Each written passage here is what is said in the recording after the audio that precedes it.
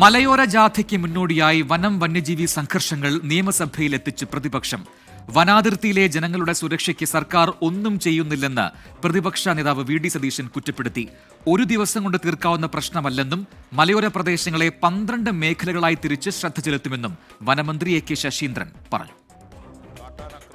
നിലമ്പൂർ മൂത്തേടത്ത് കാട്ടാന ആക്രമണത്തിൽ ആദിവാസി സ്ത്രീ സരോജിനി കൊല്ലപ്പെട്ടതാണ് അടിയന്തര പ്രമേയ നോട്ടീസിന് വിഷയമായത്.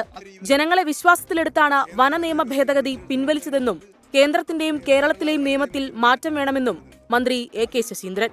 ജനങ്ങളുമായി സംവദിച്ച് ജനങ്ങളുടെ വികാരങ്ങൾ മനസ്സിലാക്കി കർഷക സമൂഹത്തിന്റെ താല്പര്യങ്ങൾക്ക് ഹാനി വരാത്ത വിധത്തിലുള്ള നടപടികൾ മാത്രമേ ആരൊക്കെ എന്തൊക്കെ പറഞ്ഞാലും ഈ സർക്കാർ സ്വീകരിക്കുകയുള്ളൂ.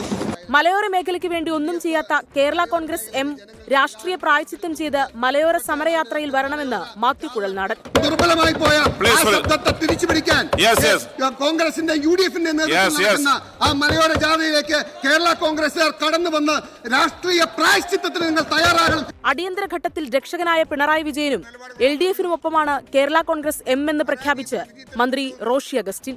ഒരു സുപ്രഭാതത്തിൽ കേരള കോൺഗ്രസ് UDFന്റെ ഭാഗമാകാൻ അർഹതയില്ലെന്ന് പറഞ്ഞ് കണ്ടിച്ച് താഴേക്ക് വെച്ചു. ഞങ്ങൾ മലയോര കർഷകരും പെരുവഴി നിൽക്കണോ? ആ മലയോര കർഷകരെയും ജനങ്ങളെ സംരക്ഷിക്കാൻ ഈ പിണറായിയും കൂട്ടരും ഞങ്ങളോടൊപ്പം ഉണ്ടായിരുന്നു.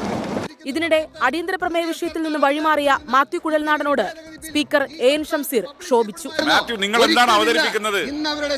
ഈ വനനിയമ ഭേദഗതിയൊക്കെ പിൻവലിച്ചു. ഇവിടെ പറയേണ്ട കാര്യം എന്താ? വനനിയമ ഭേദഗതി അവതരിപ്പിച്ച അത് ഇല്ലാത്തതല്ലേ? പിൻവലിച്ച കാര്യം ഇവിടെ പറയേണ്ട കാര്യം എന്താണ്? പിൻവലിച്ച കാര്യം ഇവിടെ അവതരിപ്പിക്കേണ്ട കാര്യം എന്താ? ഗൗരവമായി കൊണ്ടുവന്ന വിഷയത്തിന് ലാഘവത്തോടെയുള്ള മറുപടിയാണ് സർക്കാർ നൽകിയതെന്ന് ആരോപിച്ച് പ്രതിപക്ഷം ഇറങ്ങിപ്പോയി. 24 തിരുവനന്തപുരം.